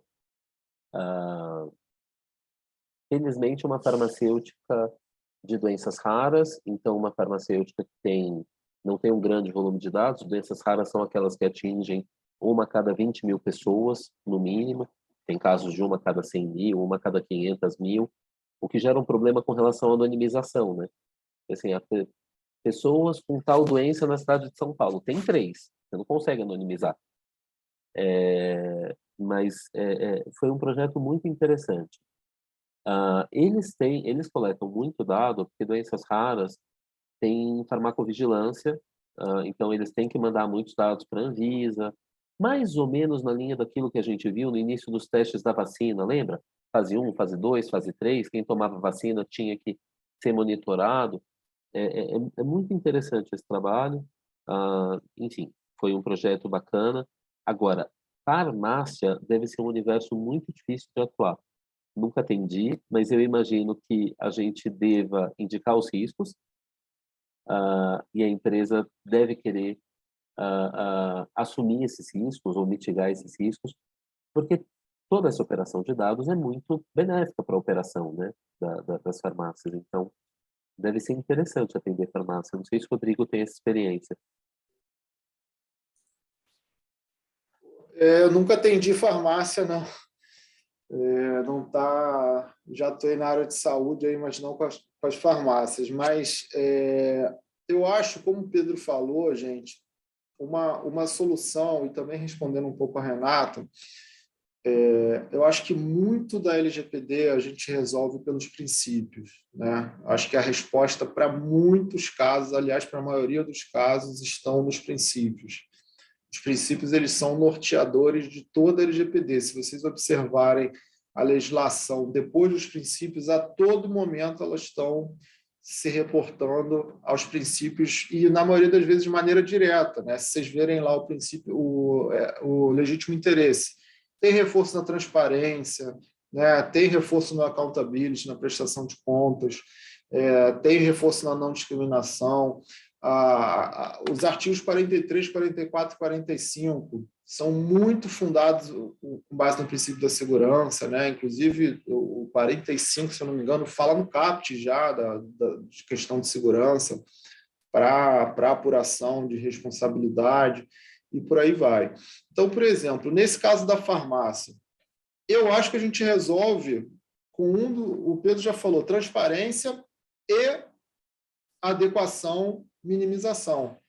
Então, a atendente lá vai te pedir o seu CPF. É essencial o CPF para vender uma água? Não. Vai comprar uma aspirina. É essencial o CPF? Não. Agora, você vai comprar um remédio com um negócio controlado, né? Você vai ter uma série de receita preta, amarela, azul, lilás, um monte de coisa, né? Que aí é regulatório. E tem que ter transparência. Evidentemente, aí a gente vai estar lidando com dado sensível e tal. Então, o que a gente já observa muita farmácia fazendo? E, na minha opinião, é de uma má-fé horrorosa, né? Uma má-fé assim, da pior que existe. Você vai comprar um remédio, ela fala, você tem cadastro aqui? Eu falo, não. Então, se eu tiver o cadastro, o senhor vai ter desconto. E, assim, às vezes o desconto é de 60%. Né? Os descontos são gigantescos, né? Para você botar o seu CPF. Então, assim, vale a pena. Aí a pessoa fala, olha, me dá o número do seu celular e o seu CPF, que você vai receber uma SMS para confirmar o seu celular. Aí você recebe o SMS, você clica lá na hora, ok, e aí ela dá. Só que se você ler o SMS, tá, termos de condições de LGPD. Se você clicar aqui, aí tem o link para a política, sei lá, e se você clicar no link, você concorda expressamente. Ou seja, ele pediu o seu consentimento para tudo que ele vai fazer. Em tese, aquele controlador, ele está resguardado, porque ele teve o seu consentimento expresso. E com a tecnologia você consegue aferir perfeitamente que foi aquela pessoa que é o titular daquele celular. Agora, a moça, ela te induziu a erro. Esse consentimento é nulo, né? Porque ela falou que era para confirmar aquele seu celular. Na verdade, não é confirmar celular nenhum, é para obter o seu consentimento. Então, se você observar, na teoria, né, teve transparência e teve consentimento. Tem a base legal bonitinha, tem ali os princípios, tudo certinho. Mas, na prática, o seu consentimento não foi livre, não foi informado, né? Não foi inequívoco. Na verdade, seu consentimento é bem equívoco, né? Tem dúvida, porque você não consentiu com coisa nenhuma. Você clicou num troço acreditando na boa-fé da senhora que estava ali falando que ia confirmar o seu celular. Então, é isso que acontece. Houve uma tentativa muito bem assessorada ali de conformidade e, na prática, os caras fazem um troço absolutamente leonino com os titulares. E mais, muitas dessas farmácias, o atendente sequer consegue vender sem o CPF. Então, eu já fiz isso. Não vou dar meu CPF, porque eu quero comprar um chiclete. Então não posso vender, então não vou comprar. Aí não, calma isso. Aí ela bota o CPF dela para te vender, porque ela é impedida pelo sistema de te vender. né? Ou seja, o privacy by design às avessas, né? É o violation of privacy by design. Então, está tudo errado, né? Está tudo errado. Como é que resolve isso? Olha, como é que você assessora o cliente? Como é que eu faço? Eu tenho um cliente que é louco, desvarado. Eu sou extremamente conservador. Ó, isso é assim, assim, assim, assado. O seu risco é alto, o seu risco é altíssimo. O que você faz para mitigar? Isso, isso, isso. Ponto. Se ele vai fazer, eu não posso, eu não sou controlador. Eu oriento, dou o caminho das pedras, inclusive, eventualmente falo, não faz isso, está totalmente errado, não tem como sanar esse troço, está tudo errado. Agora, aí eu não tenho o poder de ir lá e apertar o botão para ele, né? Então, acho que é mais ou menos esse o caminho. Acho que o Eduardo quer falar. Fala aí, Eduardo. Rodrigo, primeiro pedir desculpa aqui pelas interrupções que eu tive. Estou aqui no ambiente de trabalho, várias pessoas vieram falar comigo, você estava dando sua explanação, só o registro aqui do pedido de desculpas. Eu acho que isso que você está falando reflete uma cultura de falta de diálogo sobre a questão da privacidade, né? A mesma forma que você questionou uma pessoa que você usou como exemplo, que perguntou o CPF da nota, e você, brincando, né, com ela, falou, se eu não te der o CPF e tal, você tem essa percepção, mas o cliente que vai lá na farmácia e fala, vou aqui confirmar, e clica e aceita os termos e condições, nem lê, não lê um SMS que tem 80 caracteres e anue com qualquer coisa, né? Enfim, esse é um comentário, né? E você falou a questão da coleta lá de dados biométricos do aplicativo do banco. Nossa, quente. E lá no meu país tem muitos prédios antigos, muitos edifícios antigos e com funcionários antigos e tal, e eu estou vendo que tem vários deles instalando sistemas eletrônicos de acesso, né? De controle de acesso. Então, você está andando na rua e tem várias câmeras e telas te filmando. Por outro lado, também me chamou a atenção, eu sou advogado, trabalho com PI, mas estou me familiarizando agora com a questão de dados pessoais. Não tinha a noção de que qualquer pessoa que coleta dados pessoais está tratando dados pessoais, né? Então, assim, como é que você vê a questão da responsabilização desses condomínios que têm esses sistemas de monitoramento de imagem e de controle de acesso em relação aos dados biométricos sensíveis, portanto? Ótima pergunta. Então, vou responder ela por partes, tá, Eduardo? Eu estou curioso para saber o seu país depois, se você puder revelar, vai ser... Moro em Niterói. Tá. Eu estava achando que era alguma coisa bem exótica, assim, você falou lá no meu país e tal, eu falei, poxa, estou curioso. Mas, entendi agora. Mas brincadeiras à parte... Poxa, Eduardo, Rodrigo, vamos fazer o Pedro rir. O Pedro é de São Paulo, ele não entende a brincadeira com Niterói. Eu super entendo. É que na presença de niteroienses eu não vou fazer as piadas que eu conheço. Entendi. Muito obrigado. Obrigado pelo respeito. Mas eu posso deixar os cariocas incomodados com a minha visão sobre o Rio de Janeiro também. É outro problema. Gente, brincadeiras à parte, eu adoro Niterói, tá? E sou carioca, nascido e criado aqui, mas adoro Niterói, essa coisa de... Igual o rixa com o argentino. Gente, eu sou apaixonado pela Argentina, apaixonado. Se eu pudesse, eu ia para lá uma vez por mês. E sou super bem tratado, né? Os argentinos, no turismo lá, eles tratam os brasileiros, pelo menos a minha experiência, maravilhosamente bem. Mas, enfim, brincadeiras à parte, Eduardo, primeiro... A gente bebe muito da fonte europeia, né? A nossa lei é uma lei 100% inspirada no GDPR, isso, inclusive, o PL que deu origem, os PLs que deram origem à LGPD, quando foram lidos e votados lá, aglutinados no Congresso, no preâmbulo diz que a inspiração foi o regulamento europeu, todas as contribuições e o processo legislativo levou em consideração. Então, se você leu, tem um considerando lá no GDPR, né? Antes os artigos vêm diversos considerandos, são 100 e poucos, se eu não me engano, eu não me lembro mais o número, mas tem um deles que fala especificamente sobre esse ponto de tratamento de dado biométrico com câmera, né? Então, se a câmera não houver um mecanismo de inteligência, de reconhecimento, uma tecnologia embarcada ali para ter um tratamento de perfilamento, não é considerado dado pessoal sensível, tá? Então, esse é o primeiro ponto importante, que isso tem sido aplicado aqui também. Se alguém puder me dar um número desse considerando, dando Ctrl F lá no GDPR, vai ajudar para a gente pegar aqui, que eu não me lembro de cabeça.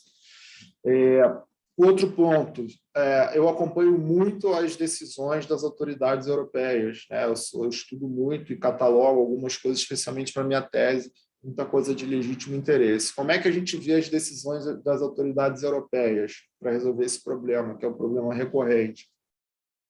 Eles falam que, existe sim a possibilidade de espaços comuns serem utilizados câmeras, porque são para segurança, é altamente lícito e desejável que haja segurança, né? Mas, por exemplo, na Europa se recomenda muito que as câmeras de condomínio, de espaços de convivência comum, elas não podem filmar espaços públicos. Então, se ela captar imagem da rua, tem que tirar. Então, tem várias decisões, inclusive em Portugal, falando nesse sentido. Você filma o seu espaço de convivência comum, agora a rua não, porque você vai violar a privacidade da pessoa que está passando e que não quer ser filmada, né? A gente não pode esquecer, Eduardo, que o Brasil tem suas especificidades. A gente tem um dos países mais violentos do mundo, né? Eu acho que esse raciocínio tem que ser tropicalizado, digamos assim, porque nós temos lá no artigo 4º, inciso 3º da LGPD, falando que a LGPD não se aplica para a repressão a crimes e investigação criminal. Então, tem toda uma discussão se isso se aplica para o particular, por exemplo, porque o que você acontece?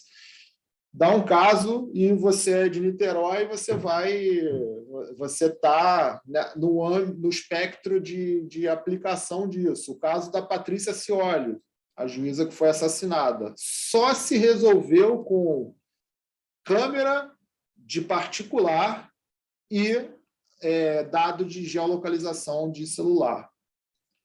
Foi sanado só com isso. Eles pegaram essas câmeras e conseguiram traçar toda a rota do Fórum de São Gonçalo até o condomínio de Niterói, onde morava a Patrícia Scioli, e viram que ela foi perseguida e viram a triangulação dos celulares dos assassinos. A mesma coisa com a Marielle, né? Sim. Marielle é a mesma coisa, só que ainda não descobriram quem efetivamente, né? Ainda não há uma conclusão. O da Patrícia Scioli foi 100% concluído e os caras foram todos condenados, né? Enfim, eu penso que no Brasil a gente não pode ter essa posição extremamente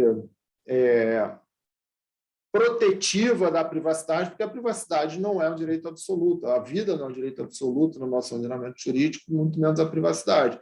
Ela pode ceder. O próprio legítimo interesse demonstra isso, né? O legítimo interesse vai haver uma interferência nos dados pessoais, na privacidade daquela pessoa de maneira absolutamente ilícita, porque tem um interesse maior, que é o interesse legítimo do controlador ou de terceiro. E o mesmo caso com relação à câmera. Eu, por exemplo, penso que um condomínio deve e tem, sim, interesse de filmar a sua portaria, né? Pegando ali a rua. Eu, infelizmente, tive meu apartamento arrombado por 3 marginais que invadiram minha casa e roubaram vários dos meus pertences. E está tudo filmado, eles entrando e saindo da minha casa, do meu prédio. Inclusive, um ficou parado do outro lado da rua, monitorando enquanto eles estavam arrombando a minha casa. Então, assim, isso acontece todo dia no Brasil, né? A gente tem uma sociedade extremamente violenta e ainda temos o inciso 3º do artigo 4º. Então, você tem argumentos sociais e jurídicos para legitimar essa postura, porém, esse tema é super polêmico, tem muita gente que pensa totalmente diferente de mim, e quem sou eu para dizer que isso é certo e que isso é errado? Mas eu penso dessa forma. Obrigado. Sobre esse tema, eu queria só complementar. A gente não tem no Brasil dessas coisas que a gente não consegue nem entender o motivo, né? Uma lei federal sobre monitoramento por circuito fechado de TV. Mas a gente tem leis estaduais e municipais a rodo. Assim, todo lugar tem. Algumas determinam a obrigatoriedade de monitoramento em edifícios a partir de determinado tamanho, ou de determinado padrão, em determinada zona da cidade, por conta de lei de zoneamento urbano. Então, em alguns casos, o monitoramento se dá, a base legal, a hipótese de tratamento, é cumprimento de obrigação legal. Porque quando a LGPD fala de cumprimento de obrigação legal, não é só lei federal, é qualquer lei que atinja aquele controlador. O edifício pode ser obrigado a ter câmeras de monitoramento. Algumas cidades têm leis específicas sobre quantidade de câmera, posição de câmera, ou padrões mínimos de aplicação das câmeras. Então, também tem essa diversão, entre aspas, de trabalhar com uma lei geral num país que tem um ordenamento jurídico ultra complexo. A solução jurídica que você pode dar para um cliente que tem sede em São Paulo é diferente da solução jurídica que vai dar para o cliente que tem sede em Barueri, que é literalmente a um espirro de distância. Então, vale a pena, dentro dos projetos de adequação, identificadas essas operações de tratamento, investigar. E, normalmente, a própria equipe de segurança do cliente tem essas informações porque eles foram obrigados a fazer essa adequação em algum momento da história.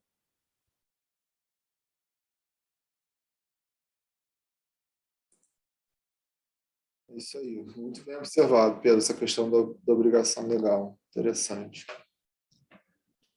Então, eu sou mais mundana, né? Então, eu vou voltar um pouquinho na farmácia para a gente amarrar um ponto que eu acho que, para dar um pouco de tranquilidade ali na Verônica, na pergunta da Verônica.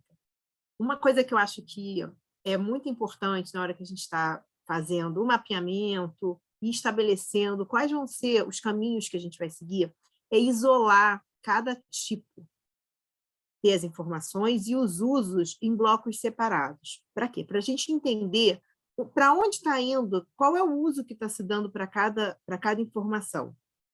E aí fica mais fácil entender que em determinadas circunstâncias a gente está falando de dado pessoal, em outras a gente já está falando de dados sensíveis, e nem sempre o cliente vai ter em todo o seu banco a mesma, ou quase nunca, eu diria, a mesma base legal e nem tampouco a mesma finalidade. Então, é importante segmentar. Quando a gente começa a falar que parece que vira um bloco ou um grande tratado que vai se aplicar de forma una. E não é assim. Então, cada item que a gente vai falando, você vai desdobrando e vai classificando e vai identificando. Não significa que porque é a farmácia, em determinadas situações, no tratamento, ela transforma ou é capaz de fazer com que o dado se torne sensível, e outro não.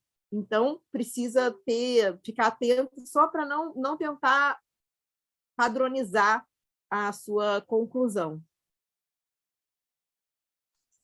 Entendi, obrigada, Renata. Alguém mais? Samira, estou sentindo falta de você, Samira. Samira super participa, Rodrigo. Olha, ela está quieta. Ela botou só vi que ela mandou uma mensagem aqui. Mas ela está quietinha, ela geralmente é super participativa. Então, gente, eu estou aqui ouvindo porque eu cheguei atrasada, mas eu estou achando super interessante toda a discussão. É que eu não tive mesmo nenhuma situação específica. Então, estou aqui só aprendendo com vocês. Super obrigada pela aula, viu? Provocação pura, Samira, pura. Enfim, então, se ninguém tem mais nenhuma angústia ou pergunta para fazer, vou agradecer ao Rodrigo por ter aceito o nosso convite, voltar à BPI. Para a gente é sempre um prazer ter você aqui. E é isso, gente. Boa noite, muito obrigada e para vocês até quarta-feira. Muito obrigado, gente. Tchau, tchau. Eu que agradeço a Obrigada, vocês. tchau, Muito tchau. obrigado. Valeu, Tchau. Rodrigo. Até a próxima. Tchau, gente. Até Obrigado, quarta. Rodrigo. Falou. Tchau, Renato. Tchau, tchau, gente.